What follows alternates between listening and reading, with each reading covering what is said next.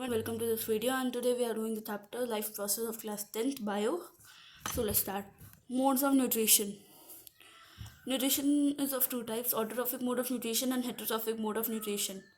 Autotrophic mode of nutrition. Auto means self and trophic meaning nourishment. Organisms that synthesize their food from simple inorganic substances using light and chemical energy. Heterotrophic mode of nutrition. Hetero meaning other and trophic meaning nourishment. Organisms which cannot make their own food from simple inorganic substances and depends on other organisms for food. Holozoic mode of nutrition. Mode of nutrition in which organisms take in food and break it inside their body. Example, humans, amoeba, etc. Saprophytic mode of nutrition. Mode of nutrition in which some organisms break down food outside their body and then absorbs it. Example, bread molds, yeast, etc. Autotrophic mode of nutrition. Photosynthesis, as the name suggests, photo means light and synthesis meaning to bring together. In this process, plants bring together carbon dioxide and water in the presence of sunlight and with the help of the wonder molecule chlorophyll to produce glucose and releases oxygen as a byproduct. Its chemical equation is 6CO2 plus 6H2O gives in the presence of sunlight and chlorophyll C6H12O6 plus 6O2. Process of photosynthesis can be seen in two perspectives: matter and energy. Matter. Photosynthesis takes up smaller, simpler food materials and assembles them into large and complex ones. While in energy, photosynthesis transforms the light energy of the sun into a form which human beings can access. Example like stored chemical energy. Photosynthesis in a plant root system is vital. एक plant के अंदर root system vital रहता है, ज़रूरी रहता है, क्योंकि जो रूट सिस्टम होता है वो वाटर एब्जॉर्ब करने में सॉइल में से हेल्प करता है.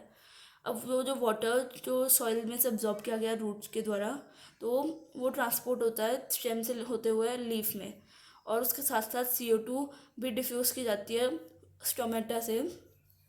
और स्टोमेटा के क्रॉस सेक्शन में हमको दिखाई देता है कि CO2 एंड जो वाटर मॉलिक्यूल्स होते हैं वो मूविंग अराउंड, इधर उधर घूम रहे होते हैं in the air spaces.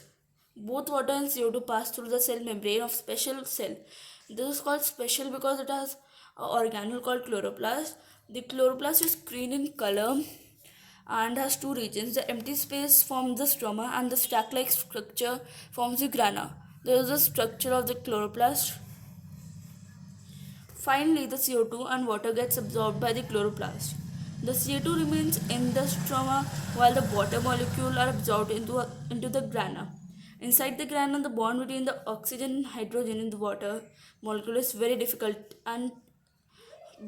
to break, and plant can't break the bond on its own. The chloroplast has the capacity to harness the energy of the sun. This radiant energy is stored by the grana is used to split water molecules into hydrogen ion and oxygen atom. Chemical equation for this is H2O gives 2H plus 2E plus 0.5 O2. The oxygen atom diffuses out and combines with another oxygen atom to make oxygen molecule. The oxygen molecule now moves out into the intercellular spaces. This oxygen then diffused out from the stomata into the atmosphere. Now the hydrogen ion is used to create energy-rich molecules called ATP. Now question arises that if ATP is being already getting produced by the plants, why does it have to produce glucose? अब इसका answer होगा कि ATP जो होता है ना, कुछ ही sales में प्लांट के बनाया जाता है, प्रोड्यूस होता है, सारे सेल्स के द्वारा नहीं बनाया जाता. ठीक है. एक और question, why ATP molecule can not be stored for a long period of time. ATP molecule जो होता है ना, वो हाईली एनर्जेटिक और हेंस अनस्टेबल होता है, जिसकी वजह से उसको लॉन्ग पीरियड ऑफ टाइम के लिए स्टोर नहीं किया जा सकता है. The ATP is then used to capture or fix CO2 molecule to glucose. Glucose molecule reach the phloem of midrib by the process of diffusion. This glucose is transported to the rest of plant within the phloem. Now let's come on heterotrophic mode of nutrition. Heterotrophic mode of nutrition are of three types: saprophytic, holozoic, and parasitic. Let's see first holozoic mode of nutrition. Holo meaning whole and zoikos meaning animal. Together, holozoic means that animals who eat their food whole. Holozoic mode of nutrition consists of five stages. Ingestion. Complex food is taken into the digestive system through a mouth or opening by the process of ingestion. Digestion. The food particles are broken down into simpler forms by the process of digestion. Absorption. The vital nutrients are absorbed by the body by the process of absorption. Assimilation. Digested nutrients are used to make material by the process of assimilation. Egestion. The undigested portion are eliminated from the body by the process of egestion. Digestion that occurs inside the organism cell is known as intercellular digestion. Example of intercellular digestion are amoeba and paramecium. Amoeba we already know, so let's see of paramecium. In paramecium, its main tool to catch food are hair-like projections called cilia. The cilia help in both movement and in obtaining nutrition. The paramecium moves by beating the cilia around in an rhythmic motion by shallow. This shallow groove, which is already covered with cilia, is a feeding apparatus of paramecium. Is the feeding apparatus of the paramecium. This tube extends into the body, leading to the what would be the mouth and what will the food of the paramecium. This mouth has a special name called vestibulum. It lives in water and swims by beating its cilia. It comes across its food. Digestive system in other animals. Digestive system varies according to their dietary habits. For example, dogs usually eat rotten meat, due to which dog has a small digestive system, as he has to process the food into a small period of time, maximum 6 hours. If delayed, can harm dog's health. Dog's digestive system processes the food, absorbs the nutrients, and deposits the waste. In cows, on the other hand, cows have a long digestive tract because they have to process grass, which has large amount of cellulose and hence the most difficult carbohydrate to break down. Because of this, cows have friendly microorganisms in their guts, which helps in digesting their cellulose. In fact, cows adopt a special process called rumination to help them digest the food. Cows take a large amount of time and hence take approximately 80 hours to process the food and absorb the nutrients. In chickens don't have teeth, and to make up for the lack of that, they swallow small stone and stores into another organ called gizzard. These small stones and the stones which they have earlier swallowed helps them in grinding cereals they eat. Rabbits eat a variety of foodstuffs. Example: fresh hay, carrot hops, grass, etc. The material in the intestine of the rabbit is packaged into small moist pellets. Microorganisms in the intestine act on these to convert the undigested food into digestible nutrients. These nutrients rich pellets are already in the intestine, and in order to use these nutrients, rabbits had to intake these materials into the digestive system one more time. Rabbit then get a signal from its brain when these delicacies are about to come. Some organisms don't have any stomach. The food they intake from mouth directly reaches the intestine. Example: seahorse, lungfish, and platypus. Now let's see the anatomy of the human digestive system. Mouth opens in a chamber called buccal cavity. Mouth has two parts, maxilla and mandible. Maxilla is the upper jaw and mandible is the lower jaw.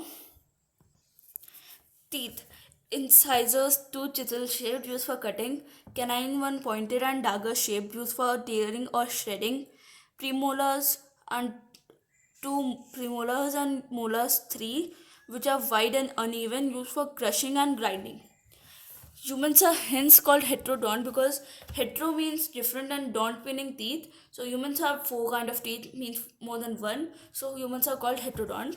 Dental formula for an adult based on the half of the jaw is I is equals to 2 by 2, C is equals to 1 by 1, P M is equals to 2 by 2, and M is equals to 3 by 3. Human digestive system. Tongue is a thick muscular sensory organ on the floor of the buccal cavity. The oral cavity leads through the pharynx where there are two different pipes leading below. One pipe is the windpipe called as trachea, whereas the other is the food pipe called esophagus. At the opening of the trachea, there is a flap-like structure called the epiglottis. This cuts the opening of trachea so that food does not enter the trachea. The esophagus then opens into the stomach through a ring of muscle called esophageal sphincter. The stomach is a large C-shaped sac located in the upper portion of the abdominal cavity. The stomach has three distinct regions: upper part called the fundus, middle part called the body, and the lower part called the pylorus. The pylorus is guarded by the sphincter muscle called pyloric sphincter, which opens in the upper portion of the small intestine. This is called duodenum. Here, the food is mixed with digestive juices secreted by the liver and pancreas. The duodenum is followed by jejunum. The last part of the small intestine is called ileum. The small intestine leads to a broader but much shorter large intestine or colon. Why is the colon called large intestine? Colon is called large intestine because of its diameter. At the juncture where small intestine opens into the colon, a small blind sac is present called the cecum. A small finger-like projection extends from the cecum known as the appendix. The appendix is thought to be a vestigial organ. Vestigial means something that we don't need anymore. According to the recent studies, studies, appendix is a safe house for good bacteria which helps in the digestion of food after any infection. Appendix helps in regeneration of good bacteria in the guts. Large intestine has three parts: ascending colon, transverse colon, descending colon, and ends at rectum. Physiology of human digestive system. Salivary gland secretes saliva on the floor of the buccal cavity. This saliva helps in lubricating the food we eat. Saliva contains enzyme called ptyalin. The food on chewing is broken down into simpler substances and is mixed with saliva to form bolus. This bolus then enters the esophagus by the process of peristalsis. The peristalsis is a series of wave-like muscle contraction that moves food in digestive tract. The food drops into the stomach by the esophagus. The walls of the stomach releases the inactive enzyme called pepsinogen and concentrated HCl. The acid activates pepsinogen and concentrated HCl. The acid activates the enzyme leading to formation of pepsin.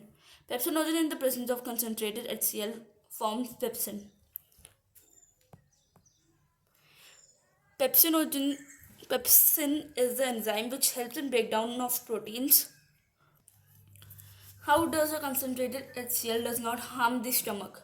The concentrated HCl secreted by the stomach does not harm the stomach because of the walls of the stomach secretes a thick layer of mucus which protects the stomach from the action of concentrated HCl. The muscular wall of stomach helps in mixing and churning the food, which helps to break down a bolus into a mass called chyme. And this chyme passes into the duodenum. Accessory digestive organs. Liver produces the bile juice and stores it into the gallbladder. Gallbladder stores and releases bile juice. Pancreas releases pancreatic juice consisting of trypsin, amylase, and lipase. Why do we need so many juices? The chyme coming from the stomach is acidic in nature, due to which the enzyme in the pancreatic juice would be rendered unaffected. Thus, the bile juice makes the medium alkaline to activate the pancreatic enzymes.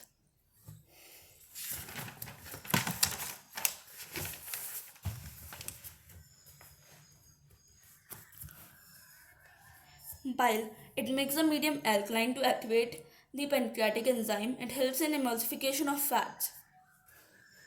Fat is broken down into small fat droplets. This is called the emulsification of fat. pancreatic enzymes. Trypsin digests remaining protein, amylase digests remaining carbohydrates, lipase digests remaining fats. Small intestine is about 22 feet long and absorbs and about an inch wide. Surface area of small intestine is equal to one tennis court because of thousands of finger-like projections called villi. Villi help in increasing the surface area of small intestine, which aids in efficient absorption of nutrients. The useful molecules from the food passing from the small intestine stores in lacteal present in villi. So that's it for today's video, and फिर मिलेंगे respiration के साथ.